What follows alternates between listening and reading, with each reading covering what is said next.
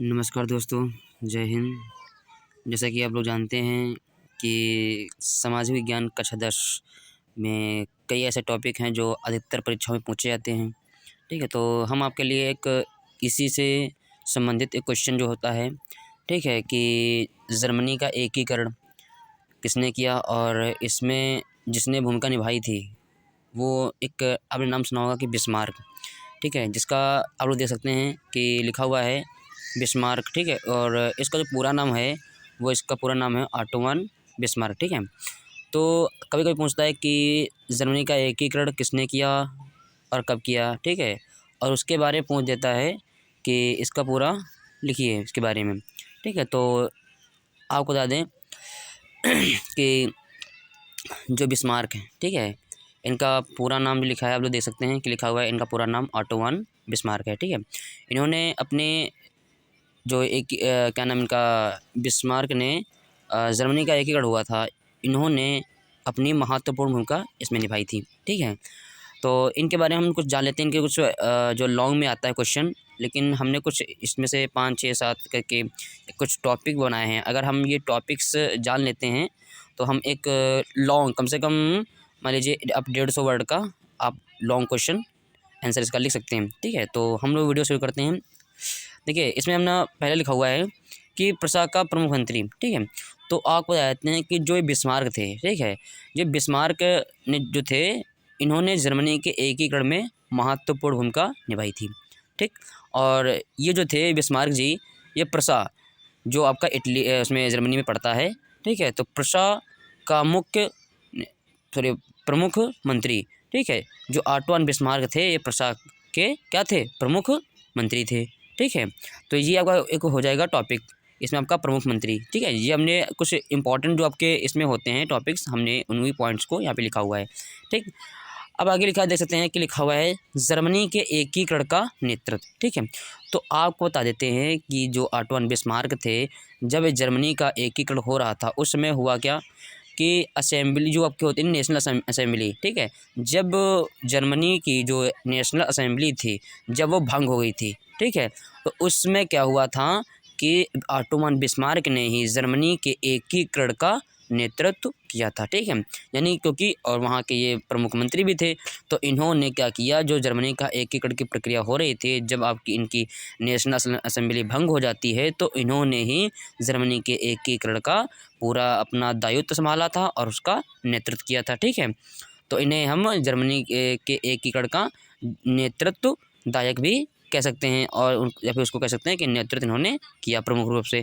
ठीक, आगे क्या हुआ, आगे होता क्या है कि जब ये जर्मनी के एकीकरण का दायित्व संभालते हैं, ठीक है, उसका नेतृत्व करने लगते हैं, तो कुछ समय के पश्चात क्या होता है, ये जब आगे अपना कार्यभार देखते हैं तो उसमें क्या होता है, ये ऑस्ट्रिया, डेनमार्क और फ्रांस, इन तीनों को जैसे ही अपना नेतृत्व करने लगते हैं सेना का, तो इन तीनों को वह युद्ध में पराजित कर देते हैं। ठीक, और जैसे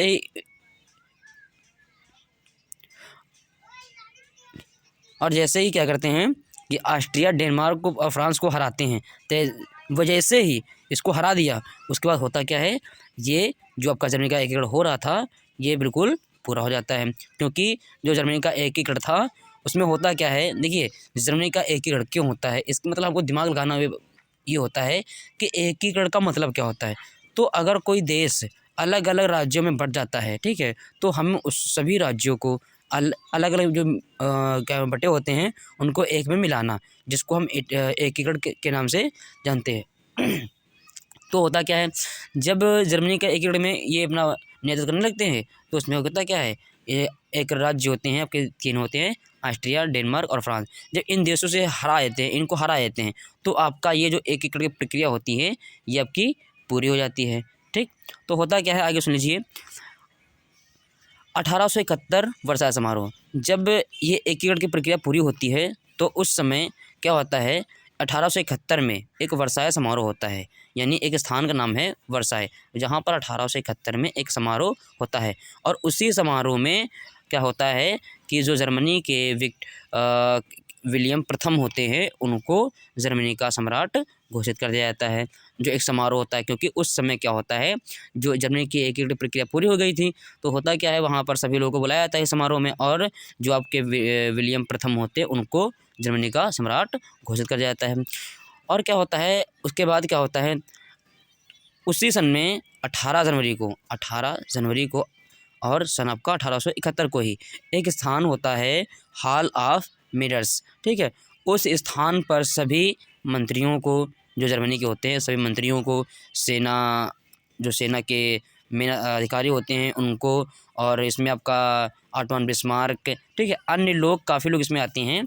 तो ये क्या होता है, एक स्थान होता है हॉल ऑफ मिरर्स, वहाँ पर एक बैठक बुलाई जाती है, और उस बैठक में क्या होता है, जो आपका एक प्रशा के काइज़र विलियम के प्रथम जो होते हैं, जो वहाँ के सम्राट होते हैं, उनके नेतृत्व में ये घोषणा कर दी जाती है कि जो जर्मनी ये आपका एक पूर्ण स्वतंत्र साम्राज्य घोषित हो गया है, ठीक है। तो ये क्या होता है, ऑटो बिस्मार्क के बारे में आपको दोबारा समझा देते हैं कि जो ऑटो बिस्मार्क है, इनका पूरा नाम क्या था, ऑटो बिस्मार्क, सॉरी, इसमें कोई बिस्मार्क होते हैं, इनका पूरा नाम ऑटो बिस्मार्क है, और ये जो थे प्रशा के प्रमुख मंत्री थे, और इन्होंने क्या किया था, जर्मनी के एकीकरण का नेतृत्व संभाला था। जब आपका क्या होता है, उस समय आपकी नेशनल असेंबली भंग हो जाती है, और क्या होता है, जैसे ये नेतृत्व संभालते हैं तो ऑस्ट्रिया को, डेनमार्क को और फ्रांस को ये हरा देते हैं युद्ध में। तो उसके फलस्वरूप क्या होता है, जर्मनी का एकीकरण पूरा हो जाता है, ठीक। और 1871 में क्या होता है, वर्साई के समारोह में, ठीक है, वर्साई के समारोह में क्या होता है, विलियम प्रथम को वहाँ का सम्राट घोषित कर दिया जाता है।